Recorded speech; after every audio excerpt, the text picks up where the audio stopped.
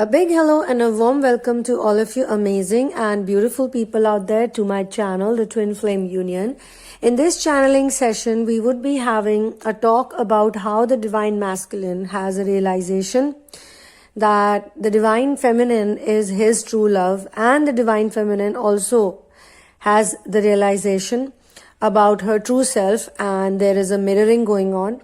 So let's get started.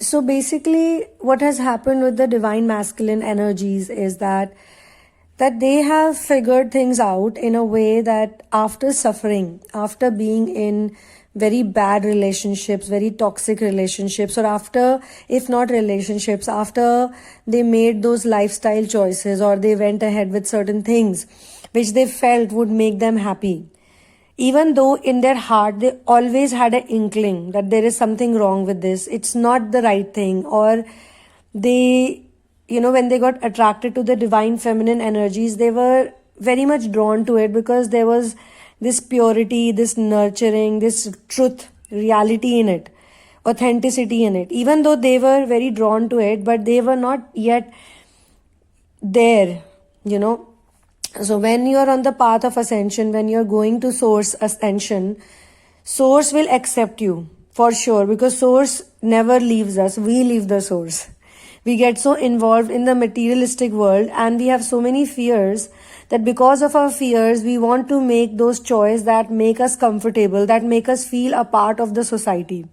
This is the reason why many Divine Masculines get married upon their parents' decision, or they take those decisions where they feel a certain level of safety and comfort. Even if it is, it's an affair or if it's a love or something like that, they feel that, okay, this is how society functions, this is how world functions. Even if it is not their friends, the family, if they're friends, or if they live in a certain environment where they feel that this type of karmic connection will be suitable for me because it looks comfortable, it looks like the right thing, it looks like from the societal perspective, it looks like the right thing, they make those decisions. But when they get into those decisions, then they start realizing the truth about those relationships, how fake they are, how shallow they are. There is no depth, it's only in the depth where you find the truth. You don't find truth in the shallow surfaces, okay? So then after all of this, the Divine Masculine also understands that what they were doing earlier was very complicated. But when they feel the love for the Divine Feminine, then they feel there is so much simplicity. It's so simple. There is no complication, there is no thinking, there is no planning, there is no calculation. It's just like, it's like love. Simply how you feel connected with a person, soul connection. That type of comfort level is very different from the comfort level which is an illusion. So now they can differentiate between that illusion, and now they can see what is the real love and what is the illusion. So they now know that, if I give my heart to someone and I take the person's heart, that is the calculation only that is required, okay? Also because due to the misplaced loyalties, initially the Divine Masculine had assumed that the person they were with is such a nice person, such a good person, such an ideal person, because all these people, all the karmic connections, initially they always look very good. They look very attractive from the outside. Everything is there, there is a physical attraction perspective is there is a materialistic attraction, like it would be a good home, it would be a good relationship, if not marriage, but even if they are in a relationship, the karmics give them that comfort level that, you would be very happy with me, I would be very happy with you. And there is also the right words are said at that time that, it's almost like meeting Mr. or Miss Wonderful, And I want to talk about these things in this channeling session specifically because a lot of you, I see the comments all the time that he ran away with someone else, or he cheated on me, or he did not choose me. For some of you, it's not like they cheated on you or they ran away. They simply, because you were the one who were chasing them. So when you ask them, hey, so what do you feel about me? Do you like me? Do you love me? Do you want to be with me? Or if you just simply go ahead and tell them at 3 in the night that, hey, you know what, we are twin flame connection and you must be with me and we are the right match made in heaven and we are here for this. And suddenly they're like, what? I don't even know what this person is talking about. And again, there is no gender thing here. Anyone can have the masculine energy and anyone can have the feminine energy. But most cases, the feminine energy is in the females. But it's also possible that the masculine energies is in the females too. It's totally about the social construct. In some countries, in some areas, the social construct is such that daughters are really pampered. Basically, they're over pampered and the parents have too much control in their life and too much decision making. Or the girls are very much enamored by their friends and they only listen to their friends and they do everything as per the society, even if the parents don't have so much control on them. So it totally depends on the level of freedom a divine feminine is being given. When I say divine feminine, here I mean the female is given. If the female is given a certain amount of freedom and she is very confident and she's able to enjoy life fully, then she will have masculine energy because she would also then be very sexually active and sexually involved with, different people. So that gives her that masculine energy because it's mostly seen that it's the masculine energy that's very, free and very relaxed about forming physical sexual relationships with others because they have this element of having fun, whereas women are like a little bit subdued in some countries. So as I said that it can be about the country also and it can also be about the social construct because of which the energies are present in certain way. In any which way, both of you are supposed to become neutral energies. Both of you are supposed to come into the zero state. That is the goal of this twin flame journey. To be happy without the twin flame. Until and unless you are not fully happy and independent without your twin flame, when you're totally, into the source integration, then only that other things will happen. But for the divine feminines, I have always said this, that they are very powerful beings. The masculines are also powerful. It's not that I want to say they are not powerful, but the feminine is the Shakti. Masculine, it's like the Shakti means, the meaning of the word Shakti is power. Shiv is happiness. Shiv means happiness. In Hindi there are many synonyms, Mangal. So Mangal is also Shiv. So the meaning of the word Shiva itself is happiness. And when I use the word happiness, again, it's not the superficial happiness that you see on planet Earth. It is the real bliss. It is the real energy. And real energy is, again, it's a zero state. It's neutral. It's the feeling, like I keep saying, I'm always high and I don't even try. So you are high, but you don't even try. And it doesn't mean that you don't live, with people and now you're in a cave and you're like some being that is, out of the world. And you are going to live in the world because twin flame ascension is supposed to be only meant for householders. All householders, people who are supposed to get married, people who are supposed to get into relationships, but you are going to get into source integration via the lessons you learn on the householder's journey. So now the divine masculine is sort of understanding that there is a difference between the dream world, the illusion, and the real world. And when they get involved with karmic connections, which can be long also, it's not that normally I know that by my experience also and by other people's experience also, by everything, that karmic connections don't last very long. They will not last very long once the union, like the meeting or the connection, is very close-knit. Before that, you can drag them for 7 years, 6 years, 8 years, 10 years. Because as long as they're not living together or they're not under the same roof or they're not involved in a business or they're not going to have a child together or something, which really matters, the karmic connection will not come to fruition. You will never know what's the karmic going to teach. What's the lesson with the karmic, what is there?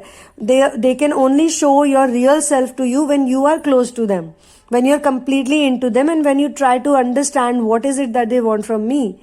And they could be, most cases, they are looking for a materialistic fulfillment. And materialistic fulfillment also comes as a relationship. You have a good relationship, you have a marriage, or you're engaged, or you're into business, or you're doing, that's also part of materialistic fruition. But when the divine masculine and feminine come into pure energies, when it happens after source integration, it's not that they want anything from each other. It's a very natural connection. It's not something where you make efforts and you're trying for a date, or trying for this, trying for that, or buying presents to impress each other, or like how you calculate time. Okay, 2 hours I'll spend with this person, then I'll do this. They don't have those fundas, or they don't have those thoughts. It's very clear. So now he is saying to her that it's a very simple deal. It's a deal of love. That's what he's saying. The karmic relationships, the small ones or the longer ones, they all teach the divine masculines and the feminines the lessons about authenticity, and not the difference basically about authenticity and fake. Fake people do all the right things basically, but in their hearts they are just doing it for validation or because they lack something. And that's why a lot of these people are also into major addictions. So it could be alcohol addiction, it could be some kind of drug addiction, it could be anything. It could be any kind of addiction. Alcohol is one of the most common addictions, and then there are drug abuse cases, which is basically chemical intake. And then there are some people who take chemicals in other forms, like eating too much sweet, or having too much processed food, or just going to places which are very fake and very superficial. A lot of these rich people, they have all these parties and they have all of these lifestyle choices where they just simply gather to flaunt to one another, or to show off to one another what they have and what they possess. Like maybe it's branded clothes. There are some women who are completely obsessed about buying branded clothes and buying jewelry or some kind of material object, and then they are in those circles where they flaunt this to one another, like I have this much and I have that much. So they obviously want to pretend that they are good people, but when it comes to living a superficial life, there is no control. But divine masculine and divine feminine, both since childhood, they have a certain type of DNA, they have a certain type of lifestyle, or they are born in such a way that they are authentic by nature. But it's only because the programming of earth is such, and being on earth doesn't mean that, it's all like, a lot of people also say, oh, this journey is so difficult, I wish I had not opted for it, I'm so done with it, this is ridiculous, this is that, they say all of those things, they type. But then you are not here for just time pass or just having parties or fun. If you want that type of superficial lifestyle, then you don't have to be in the twin flame journey. Nobody is holding your hand and, forcing you to be here. You can simply opt out and you can choose whatever other options you have. You're here because you mean it. Even when you walk, you mean it. So that type of energy you need to have, that okay, even if I have problems, even if there are situations, even if there are these lessons, even if there are these situations where I feel so disappointed and disheartened, but I have to get up.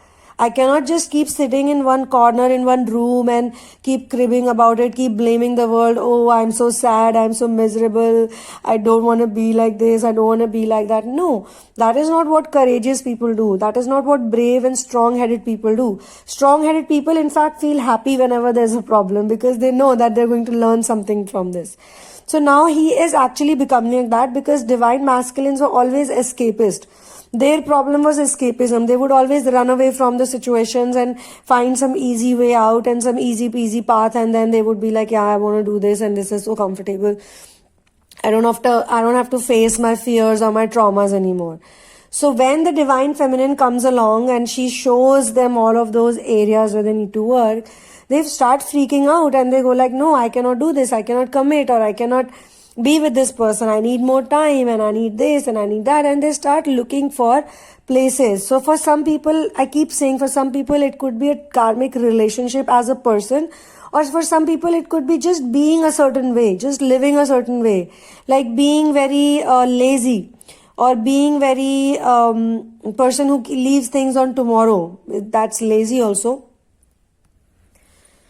Now, in typical language, we would say that there are the 7 sins that rule planet Earth. Obviously, those 7 sins are not created by God, or they're not created by humans. They are created by the evil entities, or they're created by the dark forces.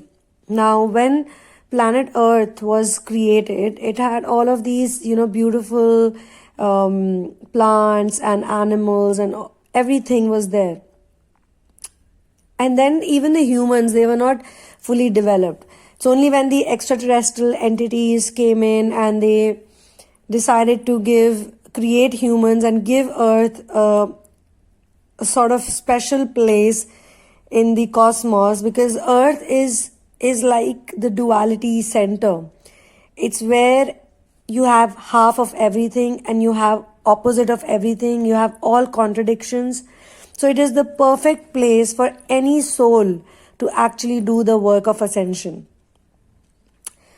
There could be other Earth-like places too. There could be other planets that are just like Earth. But as much as I'm aware, and as much as whatever I have studied, whatever I know, that Earth is the perfect place of duality.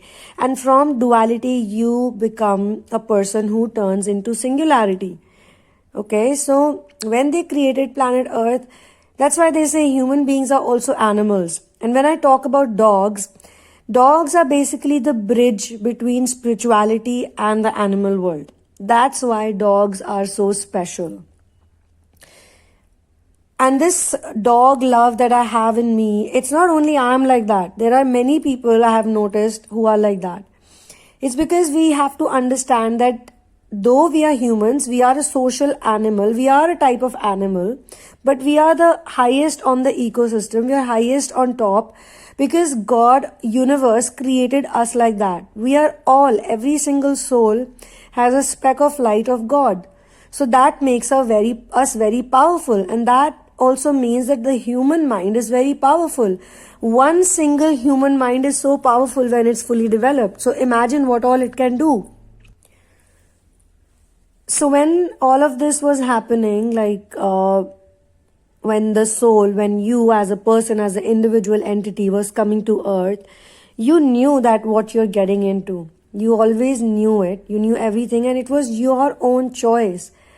So when you start ascending, as long as you're suffering, you're going to complain in the initial stages. But when you're out of it, that's when you start saying, oh my God, thank you so much for putting me into that lesson. I learned so much from it. I have developed so much from it. The real power of a human being is harmonization. The real power of human beings is to let go, is to forgive, and is to regenerate, reform. Become the best, highest possible version. It is the power of focus. That's why we learn focus, attention, we learn dhyan. Dhyan is not just spiritual mumble jumble. It's not like some kind of a woo-woo thing. It's very, very, very scientific. When you start controlling the areas of your mind that give you all the stress and that give you all the trouble, and it's not that I don't go to stress, even if I'm channeling right now, even if I'm, creating all these messages, all these audio messages, video messages, it's not like something never happens to me. I also go through a lot. There are things. But the whole day, from morning to end, every single day comes up with something. There is so much energy, it's energy class basically. Earth is like energy school, energy upgradation school, transformation school, ascension school. And these are the things that you people can understand. It's not for everyone, because everyone cannot understand because of their karmic conditioning, because of the karmic baggages they have, because of the work they do. It's only when you're on the other side, that's when you understand that all of these things that happened to me in my life, they were truly gifts. They had to happen. Like, why take it so personally? Why feel so bad if one bad relationship didn't work out, or something happened, someone stole your money, or someone, said mean things about you? It's okay. Once you're out of it, that pain, that suffering, that will heal. And that's why I keep saying, please focus on your healing. Please do your inner work. Please do that. Because that will give you power, and that will help you understand that your connection with the divine source is the ultimate connection. So when he has understood all of these things, he's basically telling her that I am just, I love you and you love me, and it is a simple deal. Don't be angry with me, my love. I'm not perfect. Whatever allegations you put on me, or whatever irritations you had with me, or whatever anger you had with me, that's all right. Do you think I was not angry on my own self? Of course, if I was so perfect, if I knew everything, then we won't be doing this journey. So now he has also built up that confidence, and he's also gained that insight, and he can now talk also. Like, because I always say that first comes the self-talk and then comes talking with others. So now he's sort of having a self-talk with the Divine Feminine in front of him, even if you don't think that he's calling me or contacting me. Like, I really find this very immature, when people write all these comments. And that's why I also share comments of all those people who received contact, or all those people who are trying to harmonize, because they know that it's a process. It's not that today everything is hunky-dory, tomorrow also it will be the same, and 2 weeks later it would be the same. No. When you reach to that level, then you both understand that life is full of these things. You just have to wade your way through. You just have to learn to smile. Even if, things may not look very amazing, but you need to have that level of faith. So now he is having this talk with the Divine Feminine that, look, I surrendered. I have surrendered. It's as simple as that. And now you also please surrender to me. Because see, he's not talking to her like she's in front of him sitting in a cafe. He's having these talks while he's alone. So he's just maybe looking at a picture. He's just imagining her, and he's just saying that, you also do this. Now you also do this deal with me. I think there is a wedding ceremony happening out of the blue. You can hear the music.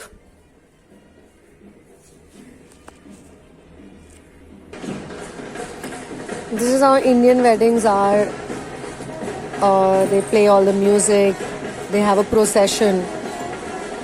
And I don't think I can continue the channeling in this procession.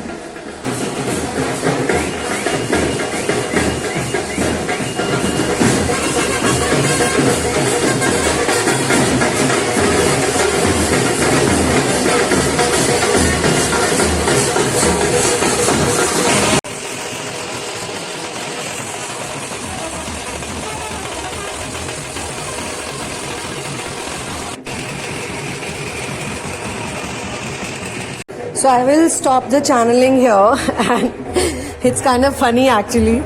I will continue the channeling, and I'll come back to you in part 2 with all the lines and statements by the Divine Masculine. Bye. One love and peace out.